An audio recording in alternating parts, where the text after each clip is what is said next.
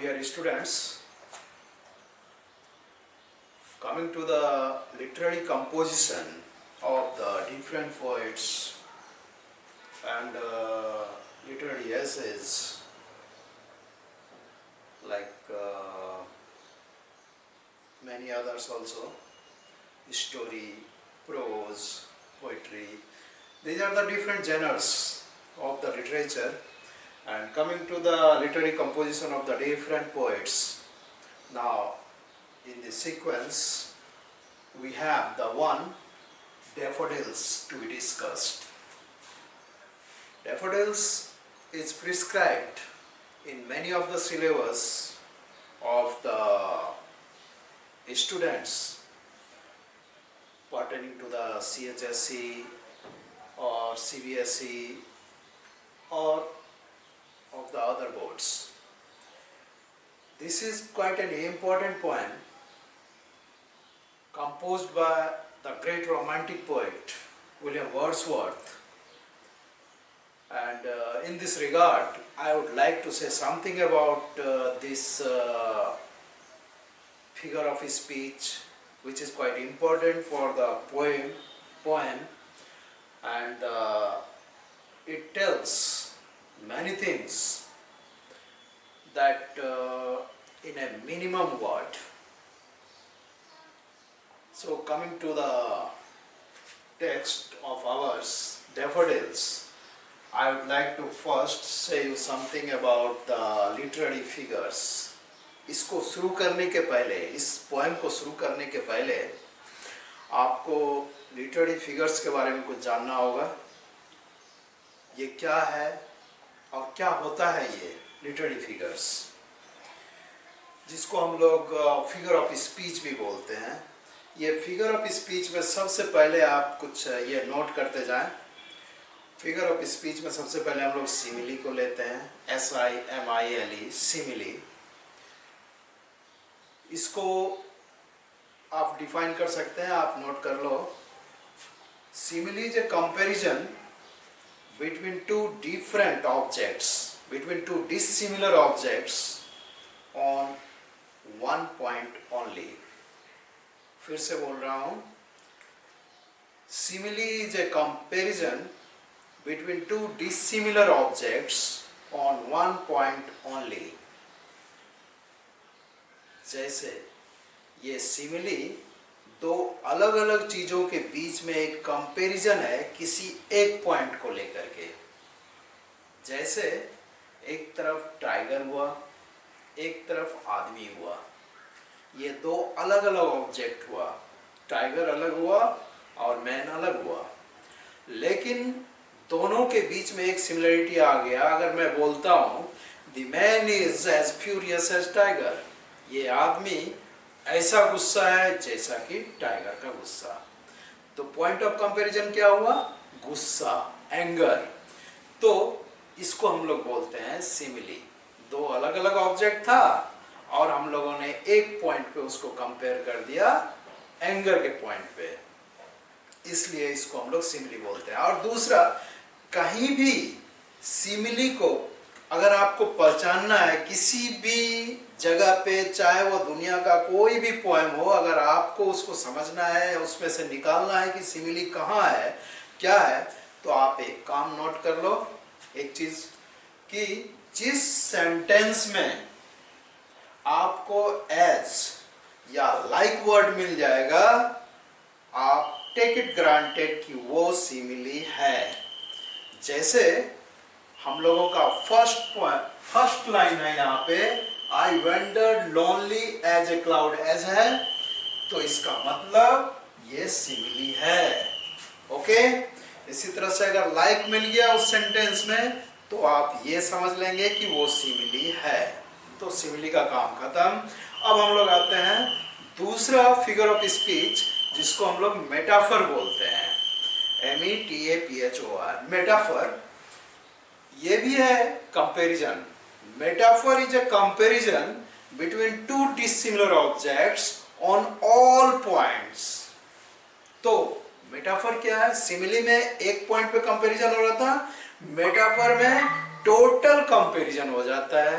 ये दो इसमें भी, मेटाफर में भी दो अलग अलग ऑब्जेक्ट होते हैं और वो दोनों ही ऑब्जेक्ट एक दूसरे को रिप्लेस कर सकते हैं। कंपैरिजन टोटल हो जाता है, दोनों एक जैसा हो जाते हैं। चलिए एक एग्जांपल देख लेते हैं। एक तरफ ये ऊंट कैमल है, दूसरी तरफ अगर सीप है, समुद्र में चलने वाला SHIP सीप। एक तरफ कैमल है, दूसरी तरफ सीप है। तो अगर हम लोग ऐसा बोले, दोनों का काम, दो डिफरेंट ऑब्जेक्ट्स हुआ, कैमल एक अलग ऑब्जेक्ट हुआ, सीप एक अलग ऑब्जेक्ट हुआ। अब इस दोनों को अगर हम लोग कंपेयर करेंगे, टोटल कंपैरिजन कैसे होगा? तो camel is the ship of the desert. Camel is the ship, SHIP, camel is the ship of the desert, यानी ऊंट को रेगिस्तान का जहाज कहा जाता है। ठीक है, ये टोटल कंपैरिजन हो गया। ऊंट को हम लोगों ने जहाज बना दिया, तो इसको हम लोग, इस डिवाइस को हम लोग बोलते हैं metaphor. So two figures of speech is gone, are gone. तो सिमिली हुआ, मेटाफर हुआ। चलिए थर्ड देख लेते हैं। थर्ड में है पर्सोनिफिकेशन। पर्सोनिफिकेशन बोलते हैं, पर्सोनिफिकेशन, PERSONIFICATION, पर्सोनिफिकेशन। ये क्या है? when a non-living thing is described as a living thing, this device is called personification. जब किसी निर्जीव चीज को, नॉन लिविंग थिंग को आप लिविंग थिंग बनाकर प्रेजेंट कर रहे हैं, तो इस डिवाइस को हम लोग बोलते हैं पर्सोनिफिकेशन। जैसे अगर हम लोग बोले कि ये टेबल डांस करता है या टेबल डांस कर रहा है, तो फिर ऐसा हो सकता है कि टेबल तो नॉन लिविंग थिंग है, लेकिन मैं पोएट हूं, मेरा ये फ्रीडम है कि मैं चाहे ये करूं, मैं चाहे वो करूं, तो मैंने टेबल को डांस करा दिया। तो अगर मैंने लिखा the table is dancing like Madhuri Dixit, या the table is dancing, the table is dancing, the table non living thing है और डांस कौन करेगा? लिविंग थिंग करेगा। तो ये टेबल हो गया लिविंग थिंग, तब तो डांस कर रहा है। तो इस डिवाइस को जब कोई non living thing living thing की तरह एक्शन करना शुरू करे, तो उस डिवाइस को हम लोग बोलते हैं personification. Okay, it's over. Next one is, एक देखते हैं एग्जेजरेशन। Exaggeration, EXAGGERATION। ये एग्जेजरेशन का मतलब होता है अतिशयोक्ति, थोड़ा बढ़ाकर बोलना। और हाइपरबोल, HYPERBOLE, हाइपरबोल भी होता है अतिशयोक्ति। दोनों में होता है कुछ एक्सेस बोलना। तो दोनों में डिफरेंस है। क्या डिफरेंस है देख लीजिए। एग्जेजरेशन में अगर हम लोग बोलते, जैसे आपने बोलते बोलते बोल दिया, मैंने हर्ष को एक थप्पड़ मारा और वो 4 पलटी गिर गया। तो भाई ये संभव है क्या कि आपने किसी को एक थप्पड़ मारा और वो 4 बार पलटी कर गया? आप कोई सुपरमैन तो है नहीं। तो इसको क्या बोलते हैं? आपने थोड़ा ज्यादा लगा के बोल दिया। This is called exaggeration.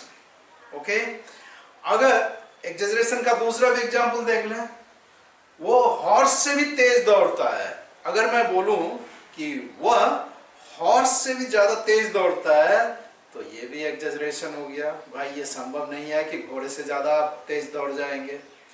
तो इस तरीके की बात को अगर हम लोग बोले तो ये एग्जेजरेशन हुआ। हाइपरबोल उससे भी ऊंचा हो जाता है, ज्यादा फेंकना, बहुत ज्यादा फेंकना, जो कि लोग यकीन जल्दी नहीं करेगा। जैसे sometimes the lovers says, lovers लोग अक्सर गर्लफ्रेंड को चीट करने के लिए बोलते हैं, अरे तू कहे तो तेरे लिए आसमान से तारे तोड़ के ले आओ। अरे कमीने, तू तो 5 फुट जंप नहीं कर सकता है आसमान में, और बोल रहा है कि मैं आसमान से तारे तोड़ लाऊंगा।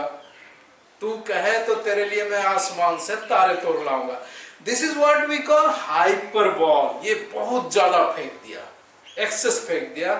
तो इसको भी हम लोग फिगर ऑफ स्पीच में रखते हैं, एक्जेजरेशन को भी और हाइपरबोल को भी। Okay, it's all about the figure of speech. अब हम लोग सीधा कंटेंट पे आ जाते हैं। हमारा ये पोएम है डैफोडिल्स। तो शुरू करते हैं between the lines. I wandered lonely as a cloud. Wandered का मतलब होता है भटकना, घूमना, बिना किसी उद्देश्य का, एट रैंडम। तो I wandered lonely as a cloud, as है इसलिए ये सिमिली है।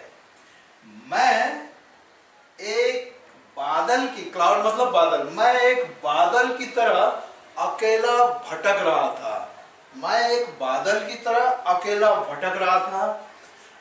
That floats on high over vales and hills। उस बादल की तरह मैं अकेला भटक रहा था जो बादल घाटी के ऊपर और पहाड़ियों के ऊपर अक्सर तैरता रहता है। फ्लॉट मतलब तैरना। तो इस दो लाइन का मतलब हुआ, मैं उस बादल की तरह अकेला भटक रहा था जो बादल घाटी और पहाड़ियों के ऊपर तैरता रहता है। मैं उसी तरह से भटक रहा था। When all at once I saw a crowd, कि अचानक मेरी नजर, कि अचानक when all at once I saw a crowd, कि अचानक मैंने एक भीड़ देखा। क्राउड किस चीज का क्राउड था आगे बताएंगे। अचानक मैंने एक भीड़ देखा। A host of golden daffodils, वो भीड़ किसका था? A host of golden daffodils, golden colour का, सुनहरे कलर का डेफोडिल्स बहुत सारे पड़े हुए थे। बहुत सारे गोल्डन कलर के डेफोडिल्स वहां पर थे जिसको हम लोग क्राउड बोल रहे हैं। तो डेफोडिल्स फ्लावर का नाम है और बहुत सारे फ्लावर्स गोल्डन डेफोडिल्स वहां पर थे जो कि भीड़ की तरह लग रहा था। बिसाइड द लेक, वो गोल्डन डेफोडिल्स कहां थे? बिसाइड द लेक, झील के किनारे थे। बीनीथ द ट्रीज, ट्री के नीचे थे। Fluttering and dancing in the breeze, और हवा के झोंके, ब्रीज मतलब हवा का झोंका, हवा के झोंके में वो सारे golden daffodils fluttering and dancing इधर उधर हो रहे थे। यानी वो हवा का झोंका का इफेक्ट था कि वो गोल्डन डेफोडिल्स सब झूम रहे थे, इधर उधर हो रहे थे। तो पोएट उसी इमेज को बोलता है, वो जो डेफोडिल्स इधर से उधर टू एंड फ्रो हो रहा था हवा के झोंके से, तो उसको पोएट बोलते हैं। पोएट बोल रहा है कि fluttering and dancing, those daffodils were fluttering and dancing, this was the effect of the breeze here। तो इस स्टांजा का एक मीनिंग फिर से आपको दे दें।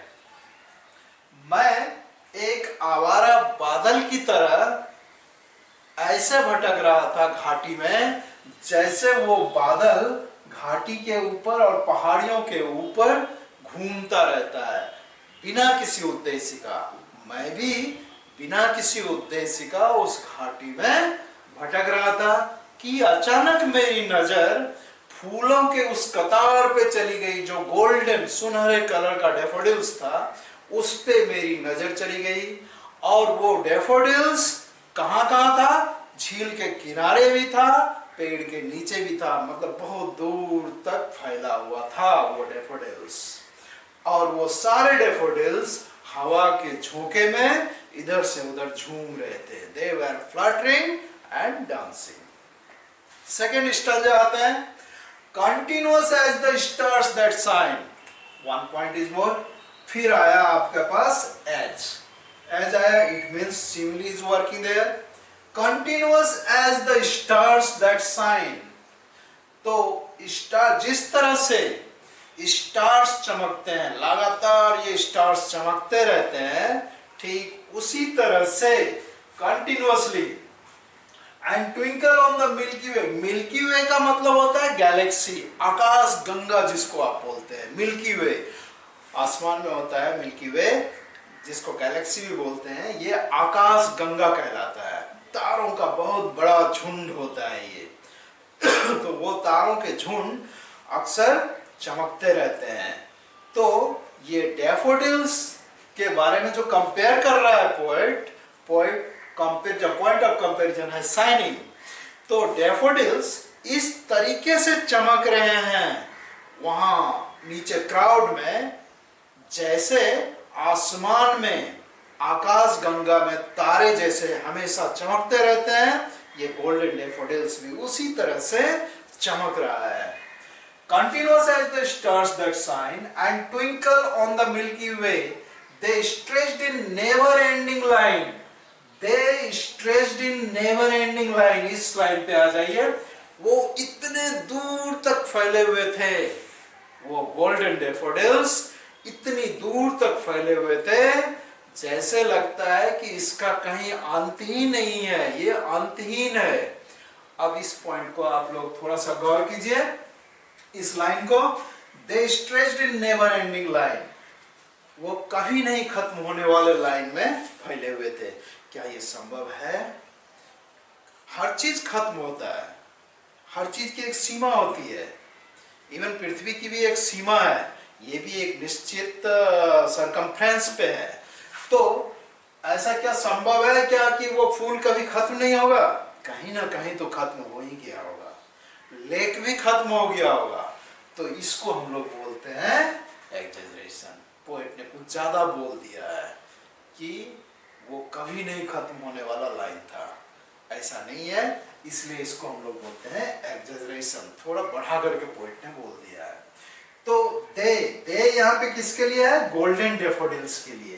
दे stretched in never ending line along the margin of a bay, bay मतलब घाटी, उस घाटी के किनारे, मार्जिन मतलब किनारा, उस घाटी के किनारे ये डैफोडिल्स पूरे दूर तक फैले हुए थे। ऐसा फैला हुआ था जैसा लग रहा था ये कभी खत्म ही नहीं होगा।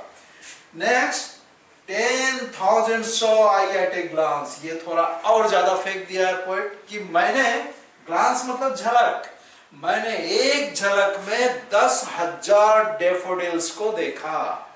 मैंने एक झलक में 10,000 गोल्डन डैफोडिल्स को देख लिया।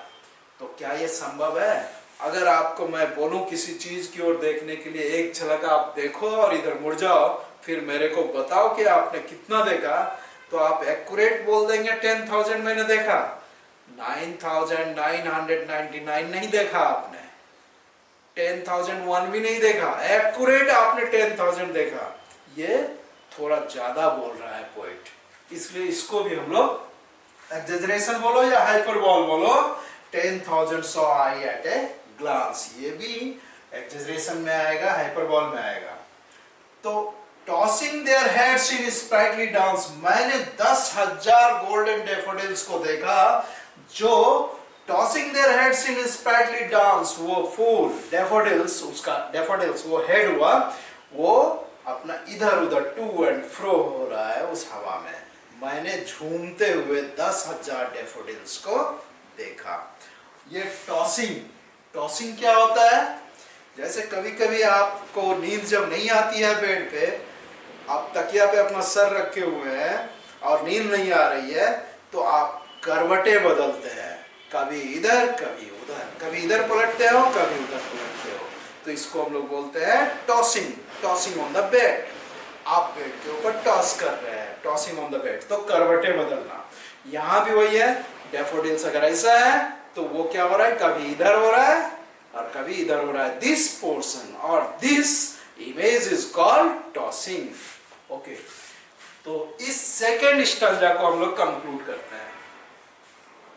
Continuous as the stars that shine and twinkle on the Milky Way, जिस तरह से आकाश गंगा में, आसमान में तारे हमेशा चमकते रहते हैं, ठीक उसी तरह से गोल्डन डैफोडिल्स भी झील के किनारे चमक रहे थे और वो इतनी दूर तक फैले हुए थे जो लगता था कि कभी खत्म ही नहीं होगा। मैंने एक झलक में 10,000 डैफोडिल्स को देखा जो हवा के झोंके के इफेक्ट में डांस कर रहे थे, कभी इधर हो रहे थे कभी उधर हो रहे थे। तो ये सेकेंड स्टैंजा ओवर हुआ। Now coming to the third stanza. The waves beside them danced. The waves, wave मतलब तरंग, लहर। ये तरंग कहां उठेगी? झील के किनारे था वो गोल्डन डैफोडिल्स। तो ये पोएट बोल रहा है, this is the imagination of the poet, इसीलिए इसको बोलते हैं रोमांटिक इमेजिनेशन या image. Poet just making an imagination कि उस झील के पानी में जो तरंग लहर उठ रही है, तो पोएट सोचता है कि ये तरंग क्यों उठ रही है? इसलिए उठ रही है कि उस पानी ने देखा कि डैफोडिल्स डांस कर रहा है, तो डैफोडिल्स को डांस करते हुए जब देखा तो इस पानी का भी इच्छा हुआ कि चलो मैं भी डांस करूं, तो वह भी तरंग मारने लगा, उसमें भी लहर आने लगा। यानी डैफोडिल्स भी डांस करने लगा, डैफोडिल्स तो डांस कर ही रहा है, अब ये वाटर भी डांस करना शुरू कर दिया in the form of waves. तो the waves beside them danced but they outdid the sparkling waves in glee. But they outdid the sparkling waves in glee. But they क्या हुआ? वो golden daffodils outdid मतलब सरपास, उससे भी ज्यादा बेहतर dance दोनों ही कर रहे हैं। कौन कौन? वेव्स भी डांस कर रहा है, तरंग भी डांस कर रहा है, और ये गोल्डन डैफोडिल्स भी डांस कर रहा है। लेकिन गोल्डन डैफोडिल्स का डांस इसके डांस से, वेव के डांस से कहीं ज्यादा बेहतर है। ग्ली मतलब हैप्पीनेस, इन मैरी, तो खुशी। Outdid the sparkling waves in Glee.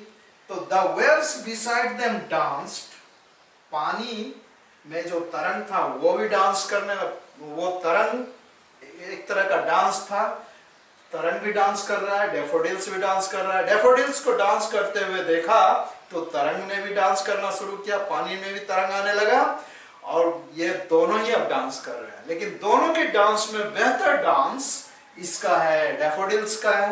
They outdid the sparkling waves in glee, a poet could not but be gay. और वो पोएट उस दोनों को डांस करते हुए देखा तो इसका भी दिल गार्डन गार्डन हो गया। किसका? पोएट का। वो बोलता है मैं तो सिर्फ देख सकता था और देख करके ऐसा फीलिंग हो रहा था जैसे मेरा दिल भी डांस कर रहा है। A poet could not but be gay. वो खुशी, पोएट को इतनी खुशी हुई उसका दिल डांस करने लगा। इन such a jocund company. जोकंड company क्या हुआ? Mary company. कंपनी किसका किसका हुआ? वेव का कंपनी हुआ, डैफोडिल्स का कंपनी हुआ, ये दोनों का कंपनी देख करके पोएट भी उसमें शामिल हो गया, पोएट का भी दिल डांस करने लगा, तो ये जोकंड कंपनी हो गया। ये तीनों ही मिल गए।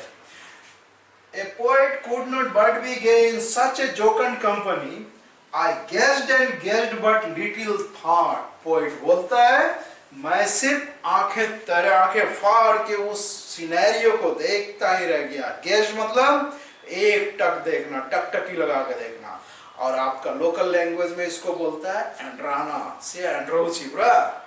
इसलिए गेज, गेज मतलब आंखें फाड़ के देखना। तो I gazed and gazed but little thought, मैं तो सिर्फ आंखें फाड़ के देख रहा था, टकटकी लगा के देख रहा था और सोच रहा था what wealth the soul to me had brought। इस ब्यूटीफुल सिनेरियो ने कितना बड़ा दौलत मेरे को दिया। दौलत क्या? खुशी का दौलत, हैप्पीनेस का दौलत। मेरे को इतना बड़ा ये हैप्पीनेस का दौलत मेरे को दिया इस ब्यूटीफुल सिनेरियो ने, जिसका मैं कोई डिस्क्रिप्शन नहीं कर सकता। यानी दुनिया के सारे दौलत एक तरफ, दुनिया की सारी दौलत एक तरफ थी, और ये ब्यूटीफुल सिनेरियो ये मेरे लिए सबसे बड़ी दौलत थी जो मेरे दिल को खुश कर दिया। What wealth the soul to me had brought।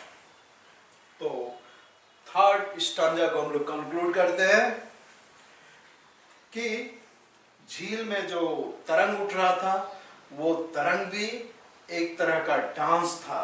जो डैफोडिल्स को डांस करते हुए देखा तो इस पानी में भी तरंग उठना शुरू हो गया और वह भी डांस करना शुरू किया। लेकिन दोनों के डांस में, बट दे आउटडिड, दोनों के डांस में डैफोडिल्स का डांस इसके वेव्स के डांस से ज्यादा बेहतरीन था।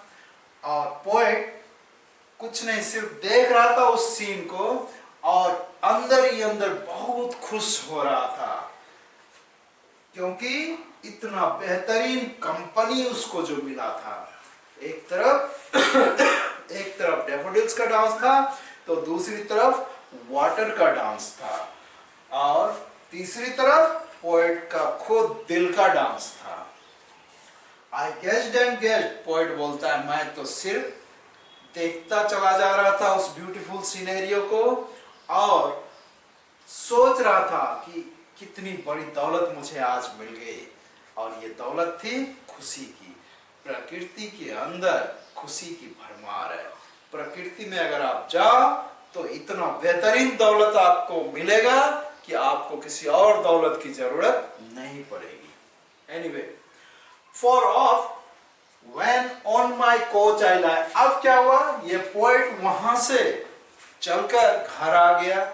ये सारा सीन देखने के बाद पोएट लौट के घर आया और अपने कोच पे, कोच बोलते हैं बेड, पलंग, वो अपने कोच पे पड़ा हुआ है poet.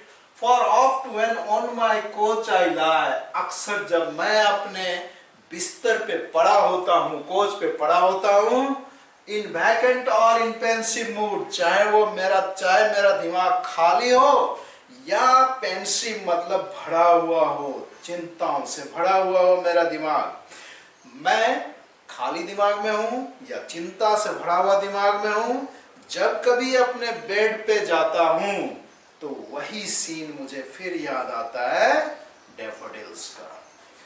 They flash upon their inward eye, they, वो golden daffodils, they flash upon, flash की तरह मेरे माइंड में चमकने लगता है, यानी वो बैकग्राउंड इमेज, वो सिनेरियो फ्लैश बैक होता है। वो जो मैंने देखा था वो सीन, वो अभी बेड पे रिकलेक्ट हो रहा है, मैं फिर से उसको देख रहा हूं।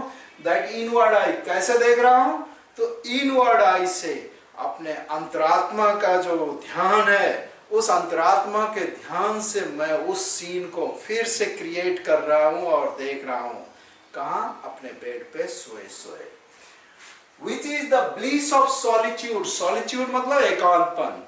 यही तो ब्लीस है, एकांतपन में रहने का यही तो मजा है कि जब आप एकांतपन में रहते हैं तो ये ख्याल, जो सीन आपने पहले देखा था, वो आपके दिमाग में घूमता है, यही है ब्लीस।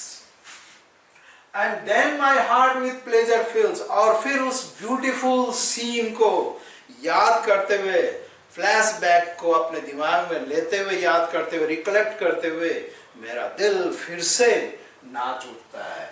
वही सीन फिर से होने लगता है जब मैं जोकंड कंपनी में जिस तरह से डांस कर रहा था। And then my heart with pleasure fills, फिर से मेरे दिमाग में, फिर से मेरे हृदय में वही खुशियां छा जाती है। And dances with the daffodils, और फिर मैं उसी डैफोडिल्स की तरह डांस करने लगता हूं। यानी इस लास्ट स्टांजा, कंक्लूडिंग स्टांजा में पोएट बोल रहा है कि मैं लौटकर अपने घर आ गया हूं। अब जब कभी मैं एकांत में अपने बिस्तर पे सोने जाता हूं, दिमाग खाली हो या भरा हुआ हो, मुझे वो सीन याद आता है डैफोडिल्स का, और फिर वो सीन को याद करके मेरा दिल फिर से एक बार खुशी से भर जाता है, और फिर उसी डैफोडिल्स के साथ मेरा दिल भी डांस करने लगता है। ओके, ये था पोएम। लेकिन इस पोएम का एक और आपको लास्ट कंक्लूजन दे दूं कि इसी पोएट्री को बेस करके विलियम वर्ड्सवर्थ ने एक बहुत बेहतरीन डिफिनेशन दिया है। अगर आपको कोई पूछता है व्हाट इज पोएट्री, किसी ने पूछा विलियम वर्ड्सवर्थ से व्हाट इज पोएट्री, तो बेहतरीन जवाब दिया और डिफिनेशन दिया विलियम वर्ड्सवर्थ ने। Poetry is the spontaneous overflow of powerful feelings recollected in tranquility. Poetry is the spontaneous overflow of powerful feelings recollected in tranquility. Tranquility मतलब शांत, एकांतता में. तो पोएट्री, जब कभी आप अकेले होते हैं और बीता हुआ ख्याल आपके दिमाग में आने लगता है, वो थॉट इतना ज़्यादा आ जाता है कि दिमाग पूरा भर जाता है और फिर वो थॉट ओवरफ्लो होने लगता है. जिस तरह से टंकी में पानी भर करके ओवरफ्लो होने लगता है, तो माइंड में भी आइडियाज इतना भर जाते हैं कि वो ओवरफ्लो होने लगता है और फिर आप पेन पकड़ के उसको लिखना शुरू करते हैं. तो ये स्पॉन्टेनियस ओवरफ्लो है, ये अपने आप बहना शुरू होता है. Spontaneous overflow of powerful feelings है. This is all about the poetry. तो इस पोएट्री में भी आपने देखा ये स्पॉन्टेनियस ओवरफ्लो कैसे है. पोएट अकेला है, कोच अपने बेड पे सो रहा है, ये सॉलिट्यूड है, एकांतपन है, कहीं कोई नहीं है, और फिर रिकलेक्टेड इन ट्रैंक्विलिटी. वो जो डेफोडिल्स का सीन वो देखा था, वो सब रिकलेक्ट हो रहा है उसको, और फिर उसने, पोएट ने पेन उठाया और ये पोएम को लिख डाला. This is all about the daffodils. Okay, see you in the next episode with some other poem or prose or poetry. Thank you.